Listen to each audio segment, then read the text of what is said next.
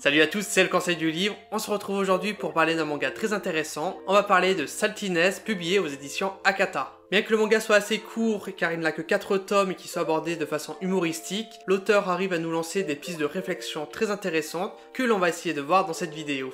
Avant de commencer, de quoi peut bien parler ce manga ?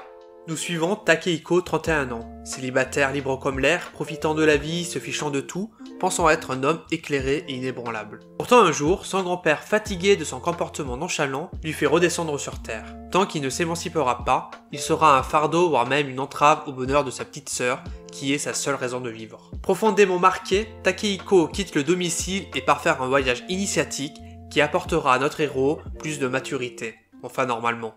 Voilà, ça c'est fait, on continue. Saltiness est le portrait d'un homme inapte à vivre dans notre société, qui, avec son apparence négligée, son manque d'empathie envers les autres humains, ainsi que sa nonchalance, sont des facteurs qui vont nous interpeller et même nous questionner.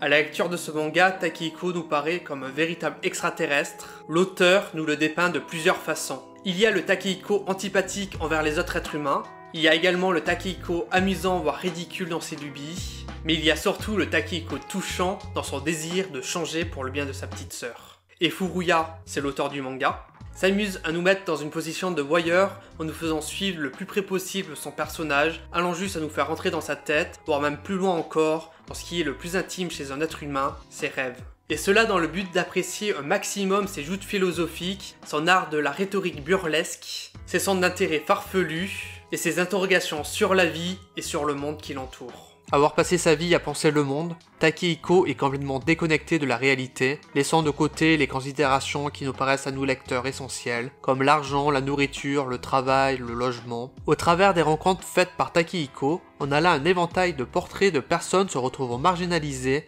par une société qui ne fait pas de cadeaux à ceux qui sont vus comme anormaux.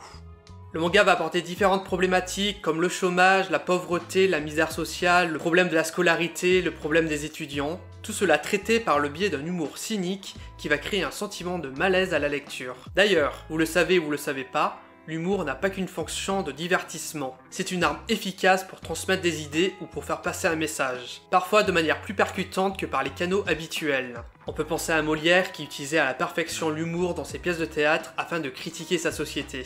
Croyez-moi, il aurait pas fait l'enfeu à cette époque s'il n'avait pas utilisé l'humour pour faire ses critiques. Revenons à nos moutons, Takehiko pourrait donc être le portrait d'une société marginalisée du fait de sa façon de vivre et de sa façon de penser. Le manga parle d'un homme libre de choix, d'action et de pensée. Pour Épictète, c'est un philosophe, la liberté c'est l'indépendance de la pensée. Dans ce cas-là, on remarque bien que le personnage propose des réflexions pseudo-philosophiques totalement incohérentes, il propose tout de même une pensée unique et propre à lui. On voit ici que le personnage est libre de la pensée et donc atteint un stade de liberté. Finalement, selon Épictète, si ton désir te pousse vers la philosophie, prépare-toi à être partout en but aux moqueries et au sarcasme, à entendre dire « Voyez-le devenu soudainement philosophe » ou « Qu'est-ce qui nous vaut cette arrogance ?» Mais toi, ne sois pas arrogant.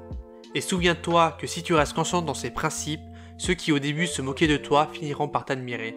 Tandis que si tu te montres pas à la hauteur, on rira de toi 2 fois plus fort. Je pense que ça convient parfaitement à notre protagoniste, peu soucieux de l'apparence qu'il renvoie aux autres. Il est par conséquence dans la lignée des philosophes, et il s'approprie une force énorme, celle de la liberté et du bonheur.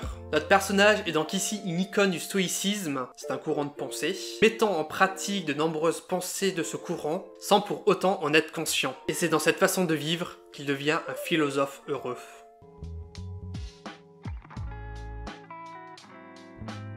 La quête du bonheur de notre protagoniste est le bonheur de sa sœur.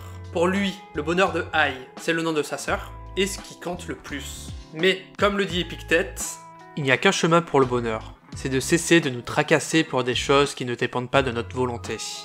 Œuvrer pour le bonheur d'une tierce personne n'est donc pas viable, d'autant plus que sa sœur ne lui a jamais demandé de changer. Notre philosophe, tel un Don Quichotte moderne accompagné de son fidèle Gorée, est donc parti se battre contre des moulins à vent, se battant contre des chimères sans espoir de gagner.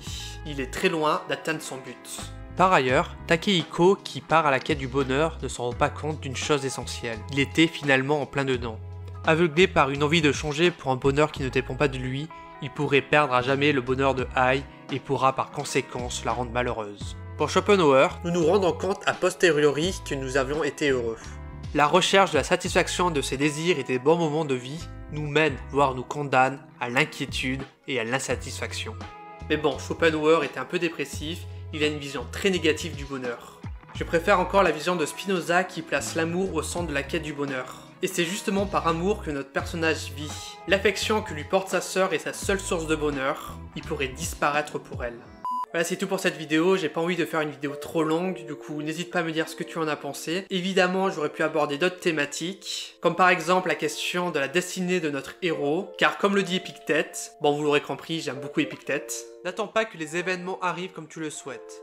Décide de vouloir ce qui arrive comme cela arrive et tu seras heureux. Bien qu'il semble sur le chemin du bonheur en prenant sa vie en main, ne semble-t-il pas s'en éloigner en voulant se concentrer sur la vie de sa sœur? C'est une bonne question. No! Bref, n'hésite pas à me dire ce que tu en as pensé si tu as lu ce manga. En attendant, tu peux t'abonner à mon compte YouTube si ce n'est pas déjà fait. Tu peux me suivre sur les réseaux sociaux, sur Instagram, Twitter et maintenant sur TikTok. Mets un pouce bleu. Et je te dis à une prochaine vidéo. Salut!